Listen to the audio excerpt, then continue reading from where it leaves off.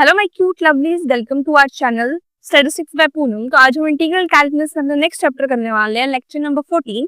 अब हमने पिछली वीडियो में, अगर आपने नोटिस किया होगा, हमने किया था एरियाज ऑफ प्लेन रीजन्स 5 किए थे, जिसमें area of enclosed to curves था, हाइपरबोला था, पैराबोला था, सेक्टोरियल एरिया था, बहुत कुछ था। अब हम इनके क्वेश्चंस करेंगे। तो पहला क्वेश्चन आ रहा है हमारा, area enclosed bye 2 curves. Okay, अब इस चीज में हमारा पहला क्वेश्चन है, find the area between y is equal to 2x and y is equal to x square from x is equal to 0 to x is equal to 2। ये हमारा first question है जहां पर हमारे पास 2 कर्व्स है।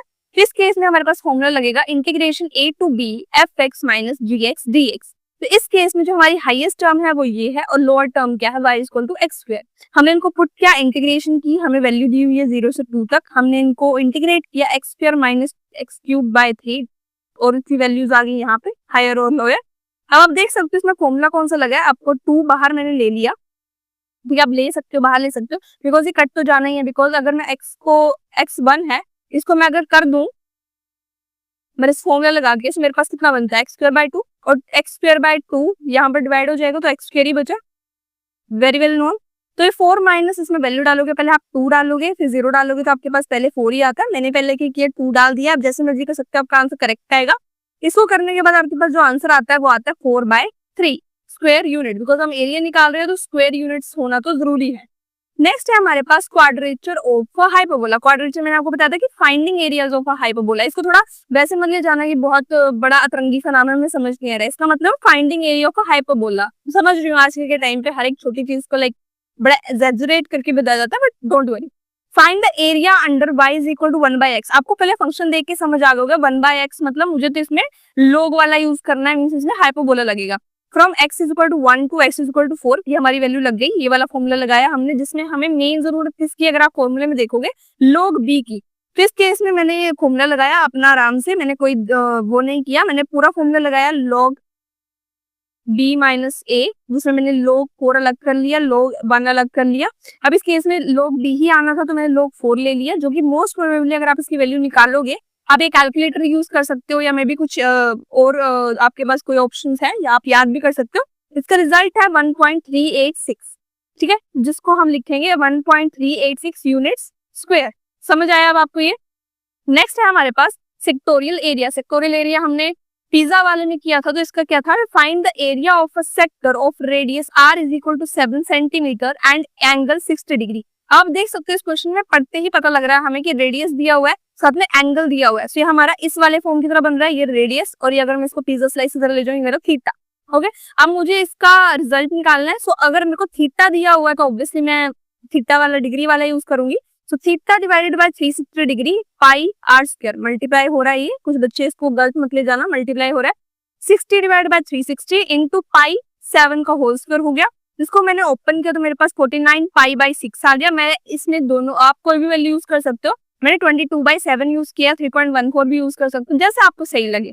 तो ये करके आपके पास रिजल्ट आ जाएगा 25.67 सेंटीमीटर स्क्वायर, बिकॉज आपका रिजल्ट हमेशा स्क्वायर में आता है।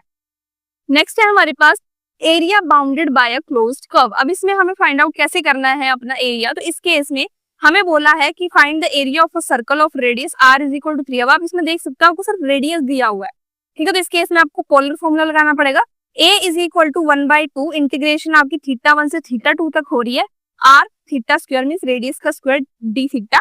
इस केस में आपके पास जब भी आप सर्कल का निकालते हो ना, तो इस केस में आपके पास जो लोअर वैल्यू होती है वो 0 रहती है, और 2 पाई आपकी हायर वैल्यू होती है। ये सर्कल का फिक्स है, आर स्क्वायर डी थीटा आपके पास 1/2 करके आप इंटीग्रेशन करोगे। आर आपके पास 3 था, तो 3 का स्क्वायर हो जाएगा, कितना हो जाएगा 9।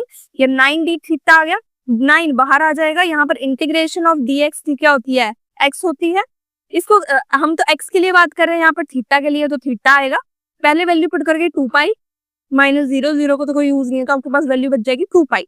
इसको करने के बाद आपके पास बचेगी 9 पाई। आप कोई भी वैल्यू पुट करो, 22/7 या 3.14, आपका रिजल्ट आएगा 28.27, जो मोस्ट प्रोबेबली 28.3 यूनिट स्क्वायर हम लिख सकते हैं, ठीक है।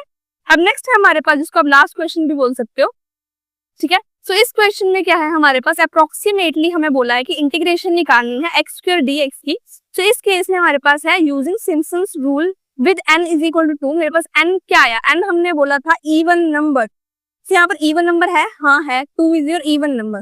Hair a is equal to 0, b आपका 2 है, एन आपका 2 है, आपने एक फॉर्मूला देखा था h is equal to b minus a upon n, ये आपने निकाल दिया 1, ये देखो ये वाला फॉर्मूला लिखा था।